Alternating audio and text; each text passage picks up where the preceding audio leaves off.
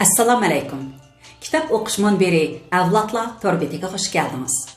Mening ismim Nuriya Rahman. Bugun biz damliq yozuvchimiz marhum Ahad Turdining Sarson ruh nomli romanini o'qishni rasmiy boshlaymiz. Har haftaning shanba va chorshanba kunlari 2 qitim yo'llanadi. Maqolamsa romanni boshlab o'tdik. Birinchi bob Haj ishqi. Tomuz kunlarining issiqi xuddi mushu qapchig'ay rastiga tiqilib olgandek Atxonning yepakchilik do'koni höpildab ketdi. U birdam g'aspeydan yasalgan yalpig'ish bilan o'zini yalpib boqdi. Birdam mushu rastida yugur yetim ishlarni qiladigan heliqi shodipochaq darvish boqiga muzdek dog' akaldirib ichibmi boqdi. Lekin sagimidi. Tashnalig'imi qonmadi. İç-içidan issiq o'rlab tiniqimi o'ziga o'tdak bilinib ketdi. Axir u do'konni taqidi. Uyga kirib, manzardagi salqin ayvonda dam elib, sagidab chiqish niyatiga keldi. Yeshi 50 taqagan. Gijik saqilini chiroyliq yastib, beshiga ko'k manpu do'ppa, eginiga inchga qor yo'lliq oq panchul yakdak. Putağa qara shavrundan tikilgan yumshoq ishpakkash kiygan o'ttiri bo'y mehri issiq bu odam Heydgoh jamoasining oldidan o'tdi va qadamda bir uchragan tanishlarga illa salom berib, Canan ko'chasining do'qmushiga kelganda birsi chaqirib qoldi. U ovoz chiqqan tarafga qarab edi, Yangoq saroyining yonidagi do'kondan beshini chiqarib, qo'l isharati qilayotgan Tashqarini ko'rdi. Ular salamlashdi. Tashqari Atxonga anjir yog'ichidan yasalgan o'yma gullik qatlama o'rindiqni qo'yib berdi. O'rindiqning ustiga bir parcha quroq ko'rpa silingan edi. Pah, kun ajab isib ketdi deysizlar, dedi Tashqari qo'lidagi qumush yalpig'ichni Atxonga uzatib. O'zirimi do'konda o'tirolmabdi-da. O peshtaxtining ostidan ajdaho gullik Canan chaynakni elib, 2 piyolaga choy qo'ydi. O'ri ko'tarilib turgan choydan lochin doni bilan qalampurning o'tkiri hidi atrofga taradi. Bundaq issiqda choydan boshqasi tashnalikni qondira olmaydi ekan, dedi Tashqari Atxonga piyolani sunib. Qani, xo'sh, choyga iltifot qilsizlar. Tashqari 60 yoshga yaqinlagan, egiz bo'y, qatma kelgan, kelishangu, silkatlik odam edi. U beshiga zaytun ranglik shoy do'ppi kiyib, eginiga oq chuchunchadan kirtik yoqiliq uzun kamzul kiyib olgan. Kamzulning maydayanchig'iga selingan qiyam soatning seriq zanjiri beg'i chaponning tugmasiga ilib qo'yilgan edi. Tashqarining do'koni bu atrofda xeyli nomi bor do'kon edi. Gerçi onundan birli qarab vaqt degidek birer e'tibor narsa topqili bo'lmagan bilan, ammo izlab kelgan hojatmanga har qanday narsa tepilatdi. Cho'ngi kumush shamdandan kichiki sadab tugmigacha, hatto maylamchilar ishlatilgan qora guldan tortib, yingna, o'yma, pisildoq ilgakkicha bor edi. Lozim bo'lganlarga koni zamonning dod bosgan barmoq dochanlargacha tepilatdi. Do'konning usti tarpiga tulka, davg'an, sug'ur terilar bilan billa har xil nogay qapoqlargacha esilgan edi. Bularning ichida bovoqlarning qirqini chiqarganda ishlatilgan maxsus nogaydan tortib, nosqapqi va kaptarvozlar ishlatilgan g'o'n qapoqcha bor edi. Eng muhimi, Tashqarining yuqori tövanda tonish belishlari ko'p ham o'zimi xushbe'il chiqishqoq bo'lg'ashqa, bu ko'rimsiz oddiy do'konni mushu shahardagi yangi xabar, yangi uchurlarning markazi deyishga bo'ladi. Onun mana shu quroq ko'rpalik qatlama o'rindiqidan hamisha odam uzilmaydi. Ajdaho gullik chayligidimi qish yoz uzilmay xushpuroq choylar damlanib turadi. Xo'sh, taqsir, o'zlarining hajga berish ishlari qandoq bo'lib atdi? So'rdi tashqari bir piyola choy ichilib bo'lgandan keyin. Biror xush xabar bormi? Yo'qsa tashqari aka, dedi Atxon bir xil iztirobli to'yg'u bilan.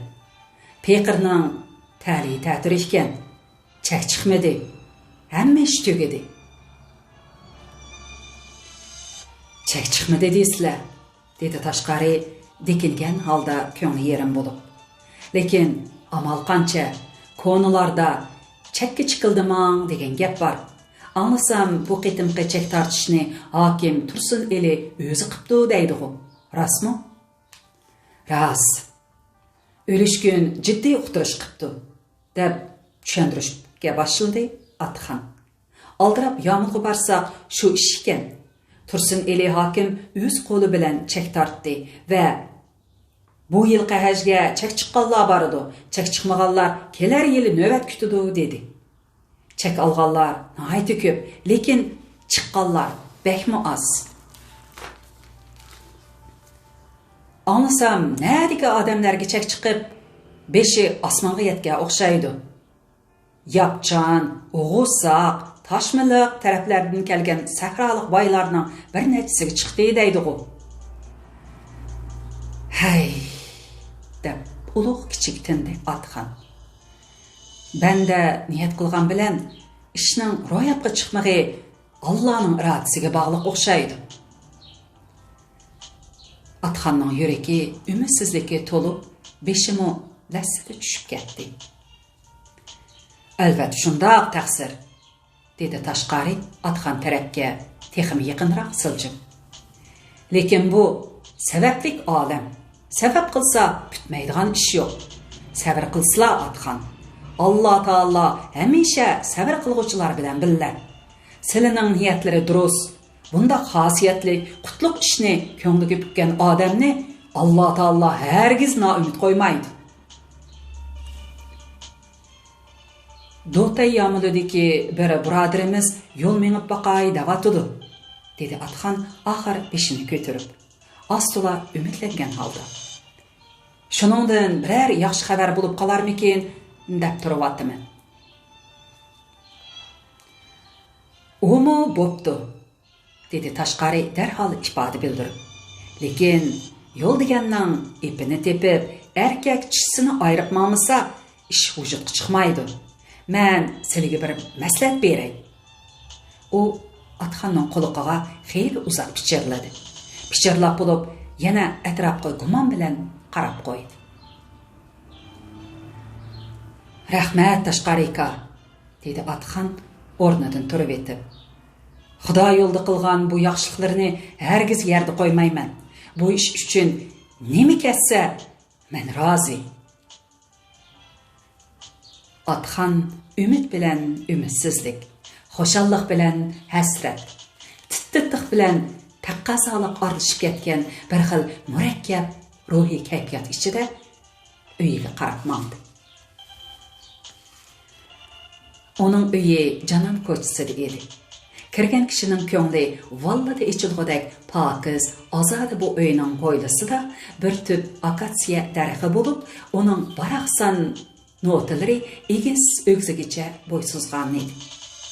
Chiroyli navo chiqarib yasalgan peshayvon keng ham ko'rkam edi.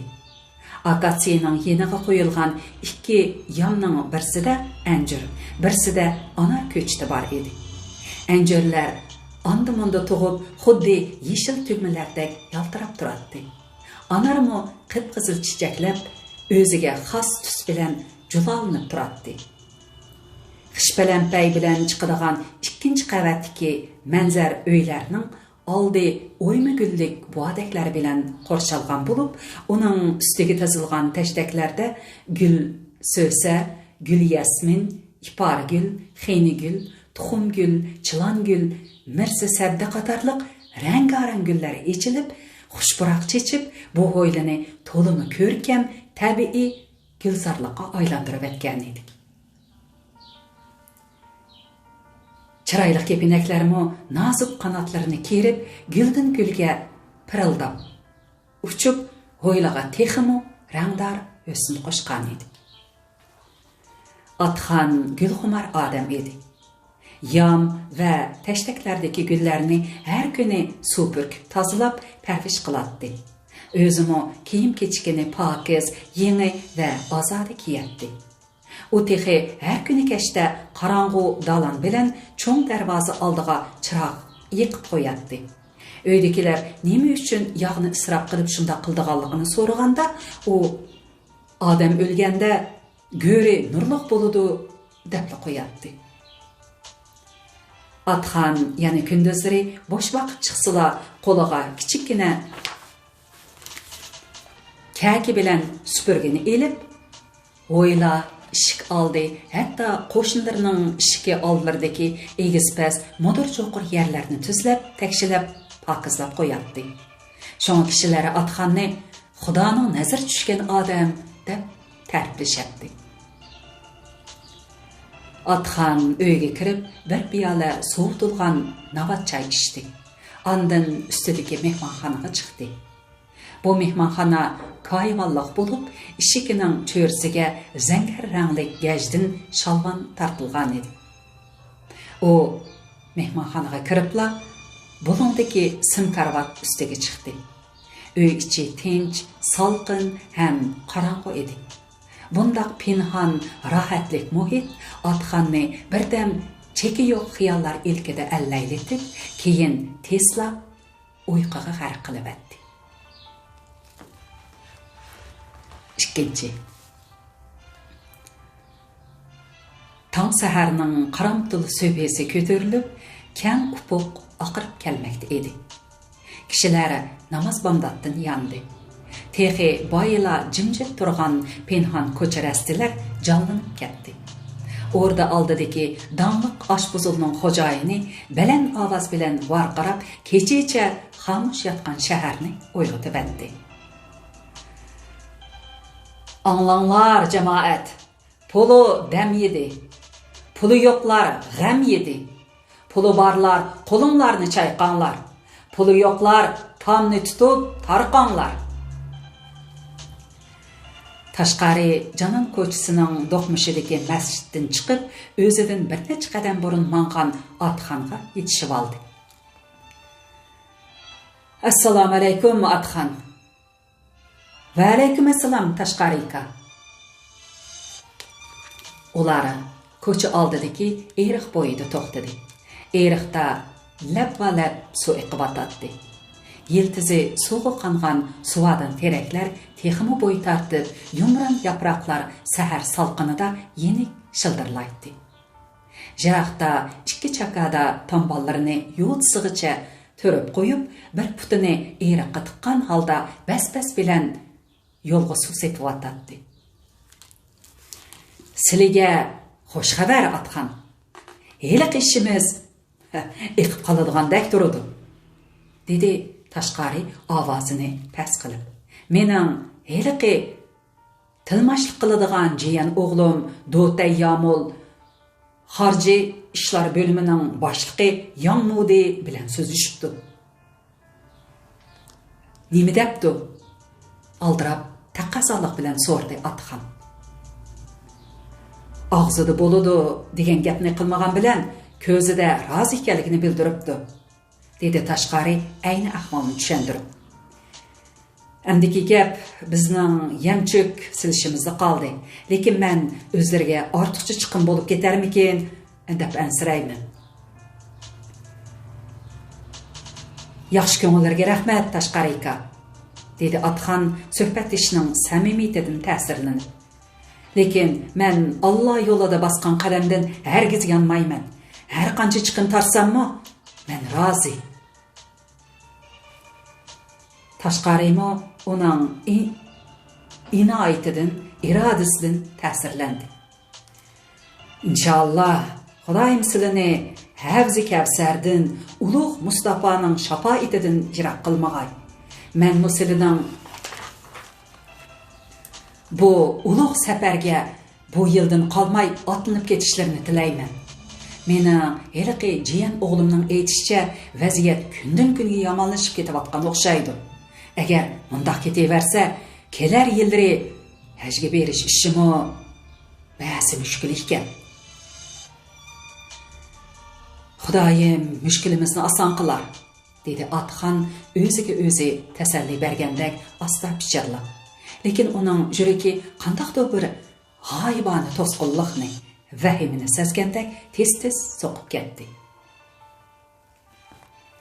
Haj qilish Atxonning uzoq yillardan beri ko'ngliga pukib yurgan yuksak orzusi edi. Bu arzuda uning o'zidagi kuchli diniy aqida, talpinish va burish tuyg'usidan boshqa marhum dadasining vasiyatimi cho'nqur o'rin olgan edi. Uning dadasi Hashim O'rus xeli bosh ko'targan savdogar edi. Hashim O'rus ayni vaqtda O'rta Osiyoda, bo'libmi Qozon, Shamay qatorliq joylarda ko'proq savdo qiladi. Hashim O'rus 1942-yilning 5-ida Haj farzini ado qilish uchun pasport ishlatib, safar tayyorligini qilgan edi. Lekin safarga otlanish taraddudida yurgan kunlarning birida uning beshiga kutilmagan ig'ir kulfat tushdi. Shingsay ushmaslikdan yuz o'rib, sovetparastlarni tutqun qilganda bir kechasi tuyuqsiz Hashim O'rusni tutib ketdi. Hashim O'rusning haj qilish niyati yo'qqa chiqdi. Shu chaqda Hashim O'rus bu muqaddas orzusini o'g'li Atxonga topshirib, turmadi uningga. O'g'lim, haj qilish islomning bir to'vriki. Kuch-quvvati yetgan odam hajni tark etsa, islomning binosini buzishga uringan bilan tam bo'ladi. Mening arzuyim endi ishga oshmaydigan o'xshaydi. Sen bu farzni cho'qim ado qilib, men uchunmi umr xosh qilib qaytqin, deb nasihat qilgan edi.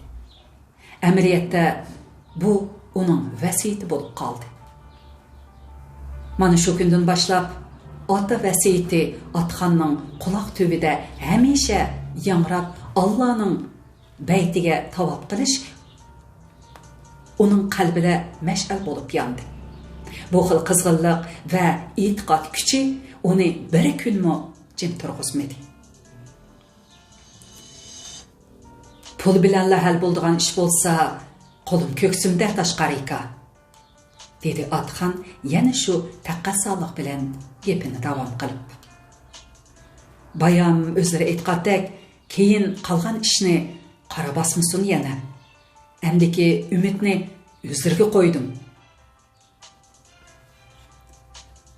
Avvali Xudo Atxon. Zadronisi yetgan kishi umrida bir qitim Makka mukarramga berib tavob qilmoq farz. Lekin Xudo chaqirmasa bandaga nasib bo'lmaydi, dedi tashqari uning sarmiga selib. Undan qolsa Xudo yo'lida men sizning ishlariga ma'aman. Sizlar faqat Allohning uyi Baytul Muqaddasning bo'sug'isida kamina okalari uchun bir duo qilib qo'ysizlar bo'ldi. Men martaba tashqarika, dedi Atxon xo'shallik bilan rozi bo'lib. Sizlarning heliqi jiyan o'g'il qanchalik pul ketadiganligini aytdim. Tashqari birdan turib olib, keyin aniqini aytdi. Heliqi Yongmudi degan boshliq bir pasportga 10 so'mlikdan 5 tillaning gapini qilgan o'xshaydi. Sizlar 2 pasportning gapini qilib edilar. Shunga buncha ko'p pulni og'zimdan chiqarishga petin olmagan edim. Hozir bu munofiqlarning nafsi yo'g'nab, do'zaxning o'tinimi puvlimay yegidak bo'lib ketdi deysizlar. Mayli, dedi Atxon xeli chinqilib turib. Ish vujudga chiqsa, pulda gap yo'q. Sizlarning heliqi jiyan o'g'ilning ismi nima? Kishilar uni Helimpayyi deydi. Dotay Yamuldagi amaldorlarning to'ngchisi. Men uning bilan bir ko'rishib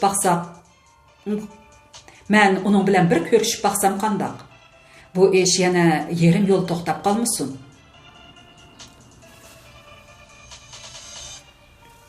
Ko'rishman deysizlarmi? Mayli, lekin xotirjam bo'lsizlar. U o'z qo'limizdagi odam. barmoq qo'ldan ayrilib naga baratdi. Әмісә, сіліге тапшырдым, dedi Atxan ishonch bilan. Men 10 tillani bugun peshindan keyin o'zlariga yetkazib berman.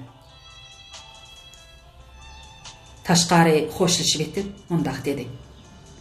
Ma'qul, men sizlarni do'konda saqlay, boshqa tayyorlik ishlarini qilaversizlar. Bu ham uzun, ham mushkul safar. Tayyorlik puxtaroq bo'lgani yaxshi. Ular xo'shlashdi. Tashqari do'koni tarafga, Atxan uy tarafga mangdi. Atxan ketib etib, qo'lidan behuda chiqib ketayotgan jarang-jarang 10 tillani o'ylab, ko'ngli yerim bo'lsa-mu, lekin ota vasiyatini esiga elib, musulmonlar tushidimi yod etadigan Baytulloh haramni tavob qilishni ko'z oldiga keltirib, yana ko'nglini ovindirdi va o'zini dunyodagi eng baxtli odamdek şadiman his qildi.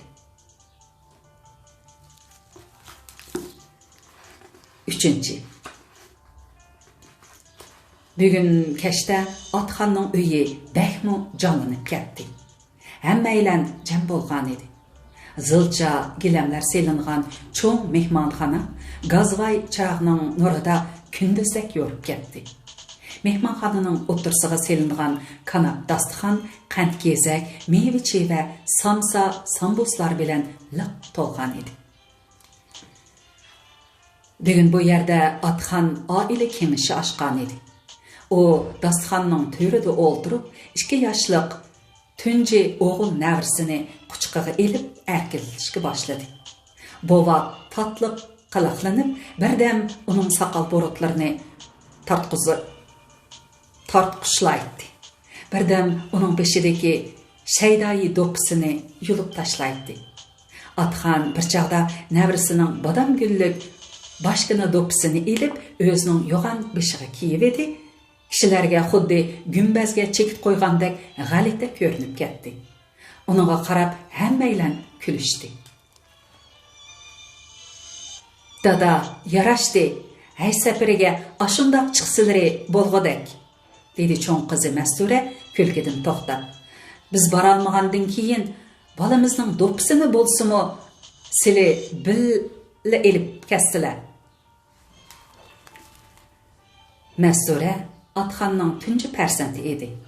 Buningdan 3 yil burun 18 yoshida uni yotliq qilib, ota qarsini ado qilgan edi. Hozir u to'limi chiroyli, bejirim juvon edi.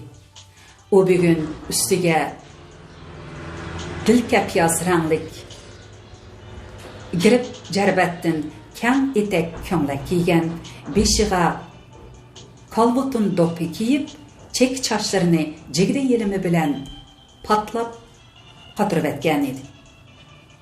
Oq dixmoq belikidagi oltin bilag'ik bilan barmoqlaridagi ro'ngcha uzuklar chiroq yo'riqida yalt-yult qilib ko'z chaqatdi. U 12 yoshlik singlisi Fatimaning yanida yukinib, dasturxondagilarga choy quyib o'ltirardi. Masturaning yuqori tarafida Atxonga udul o'ltirgan onasi Xantilla to'limu itoatchan, rayish qiyofatda birdam eriga, birdam baldiriga ham kuyinish, ham iftixorlik nazari bilan talmirib o'ltirardi. U eg'ir oyoq badaniga zaytun rangli xondandan kang chashmak kiyib, beshiga misqali ro'molni uchburchak qilib ortib olgan edi. Xantilla mushu holati bilan aslidagi 35 yoshlik xipcha badan, zilba qomat, chiroyli juvonga o'xshamay qolgan edi. Atxan navrisini o'ynashdan to'xtadi. Avval ayoliga, ondan bolalariga bir qarab chiqib, ondan mundaq dedi. Xudoyim o'ziga halollik bilan bandilik qilgan mo'minlarga jannatni baxshanda qilgandan boshqa yana nurliq jamolim bilan mehmon qilaman degan. Xudo xolsa pat orda Allah'ın qutluk uyini tavap qilish fursatiga erishadigan turman. Xudoyim aman esen niyatlarga yetkazar, dedi Xantilla eriga Allohdan shafaat tilab. Degining kelar, dedi Atxan ayoliga mehr bilan qarab. Bugun men har biringlarning oldida mundaq ikki ishni demoqchiman. Biri do'konni 1 yillik ijaraga qo'yib, Nazarbog'dagi dadamdan qolgan yer zaminlarni setish. Men inchga hisoblab ko'rdim. Shundaq bo'lganda ham hajga berib kelishning xarajatini g'amligili, ham uy bilan bolalarning 1-2 yillik kam qussini rastlig'i bo'ladi ekan. Ikkinchisi, men uzoq o'ylashlardan keyin o'g'lim Akbarni o'zim bilan birga ilib berish qaroriga keldim.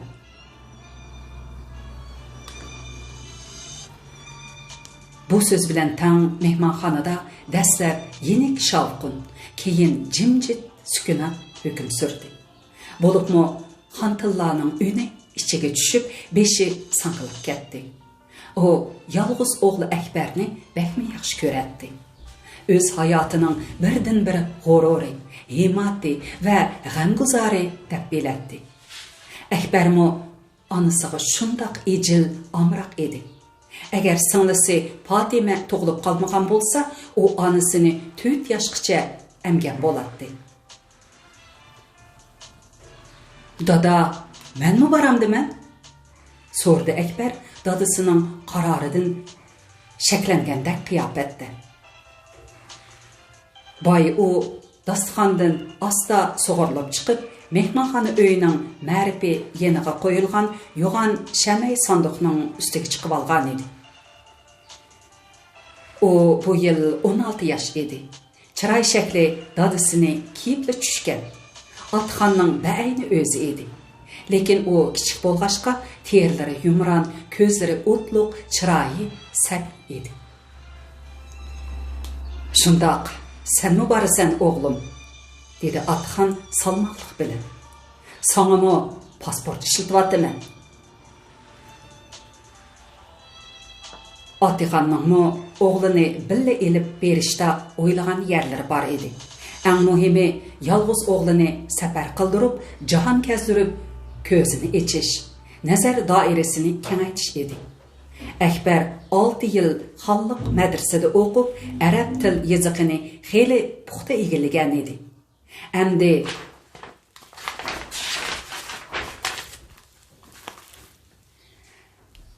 arab dunyosini bir qur aylanib, muqaddas ulug' yerlarni ko'rib, tavob qilib kelsa, bolaning keyingi istiqboli, e'tiqodi uchun foydali bo'ladi. Yana bir tarafdan Atxonning o'g'lini yolg'iz tashlab ketishga ko'z qiymaydi. Bola sho'x erki edi.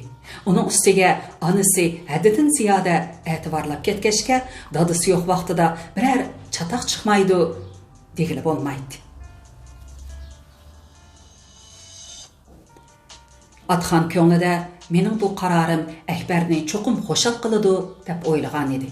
Lekin kutmagan yerdan Akbar ancha xo'shal bo'lmadi. Bu hol Atxonning o'z qarorining to'g'ri ekanligiga bo'lgan ishonchisini texim kuchaytirdi. O'qishni qanday qilaman? So'rdi Akbar oxir qiyg'andek talaffuzda. 6 yil o'qib, yerim yo'lda qolamdimi? Darvaqa, Akbar madrasadagi o'qishni yaxshi ko'radi. Shuning uchunmi toliqlarning oldi edi. U yana bir necha yilda bu yerdagi o'qishni tugatib, xuddi ustozi Jaloliddin Mavleviyga o'xshash Hindiston yoki Misrdagi katta bilim yurtlarida davomli o'qib, butun surik odam bo'lishni ko'ngliga pukkan edi. Ustozimi uning mundaq yuksak g'oyasini bilib, uni alohida mehr va talab bilan tarbiyalayotdi. O'qish hech yerga ketmaydi o'g'lim, dedi Atxon tasalli berayotgan qiyofatda. Biz qaytib kelgandan keyin yana o'qiysan, u chaqda balkim texmi yaxshi o'qiy olaysan. Atxan oğlanın көңліне bir az xatırjam qilgandan keyin ayolga qaradi va bir pas jimjitlikdan keyin "Sening fikring qandaq anisi?"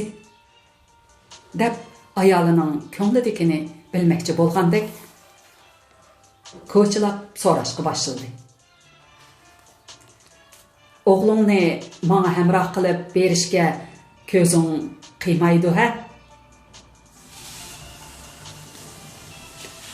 "Yo'q, undaq emas."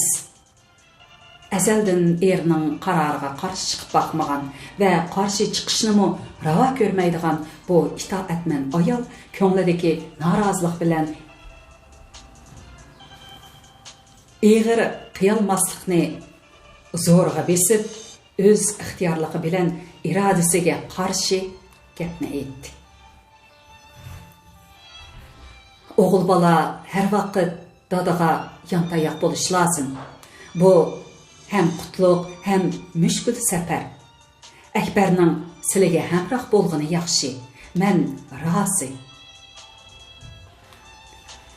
"Ha, bali, mana bu gaping to'g'ri", dedi Atxan ayolining gaplariga xushal bo'lib.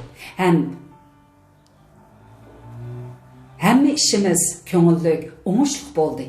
İnşallah safarimizmi shundoq bo'ladi. Men sizlarning tarixdek norozi bo'lib qilishinglarni xohlamayman. Agar shundoq bo'lib qolsa, bizning bu safarimizni Alloh ravo ko'rmaydi. "Xotirjam bo'lsizlar, dada", dedi Mastura Atxanning ko'nglini yasab. "Sizlar qandoq o'ylagan bo'lsizlar, shundoq bo'ladi. Ota rozi, Xudo rozi emasmi?" Masturaning so'zi xuddi bugungi yig'ilishga yakun yasagandek oila kengashi shu yerda oxirlashdi. Atsi Akbarning hajga boradiganlik xabari madrasaga tarqalganda saboqdoshlari orasida har xil mulohizlar bo'ldi. Ba'zilar uni zonliq qilib qo'rqitib, "Sen degan seriq tuki tushmagan chuyji tursan, haj tavotning hargiz qabul bo'lmaydi. Menada shaytonga tosh etib qo'g'lay olmay, shaytonning orqasidan ketib qolamsan texi. Mushuk o'ltirgan bo'lsang-ku, sho'r daryoga tashlanib o'lsan", deyishsa, ba'zilar uningga havaslanib, "Baxt ta'lim o'ngishgan Akbar, kichikina turib xosiyatli safarga otlandim. Jahonning yana bir chetini ko'rib keladigan bo'ldim", deyishyapti. Akbar shu kuni tushdan keyin ustozi Jaloliddin Mavlevining oldiga kirdi. Xiyolida uningga ko'nglimdagi gaplarimni, keyingi orzu-armonlarimni ochiq aytsam, balkim ustozim dadam bilan so'zlashib, uni raydan qaytarar deb o'ylaydi. Bu uning oxirgi umidi edi. Ustozning shundoq qilishiga ishonardi. Lekin u dadasining o'zidan burun chiqib, Jaloliddin Mavlevi bilan allaqachon so'zlashib, bu ishni bekitib bo'lganligini o'ylab baxmagan edi. Shunga Akbar ustoziga kuyib pishib bir muncha so'zlaganda, ustozi nihoyat ig'ri besiqlik bilan uni ogohlantirdi. "Ota buyruqi muqaddas. Ota so'zini anglash farzand uchun vojib. Xushallik va rozilik bilan bu safarga otlan o'g'lim. Jahon ko'rsan, zehning ichiladi. Allohning baytida ibodat qilib, iymoning quvvat topadi. Bu yerdagi o'qishni qaytib kelgandan keyin davomlashtirgan. Men seni kutaman." Mana shuning bilan Akbarning oxirgi umidimi yo'q chiqdi. Uning tanlash imkoniyati qolmadi. Ustozi aytgandek, xushallik va rozilik bilan dadasining qarorini qabul qilishga majbur bo'ldi. Shu ishdan bir hafta keyin Atxanning qo'liga 2 kishilik pasport, 12 yulduzliq 4 chasa tamga besilgan chet elga chiqish guvohnomasi tegib, onun beşini kökki yetkizdi. Maqramsa, bugün bu şunchalik o'qiyli. Davomini kelar qaytim anlaysiz. Ehtimal diqqat qildingiz, roman o'qish jarayonida ba'zida sal do'duqlab qoldim. Bundaq bo'lishi bu kitobningki xatlari men uchun sal kichik ham susroq ekan. Shunga sal xatlarni aniq ko'ra olmaslik ishlari bo'lib qoldi. Ayibga bo'yramag'aysiz. Romanni bugun boshladik. Shunga imkon qadar do'stlaringizga, tonish bilishlaringizga ham baharlab bu romanga qiziqadiganlarning boshdan anglashga fursat yaratish uchun ham baharlashni unutib qolmaysiz. Ma'qul amsa, aman bo'ling, kelar qatim ko'rishaylik. Xo'sh.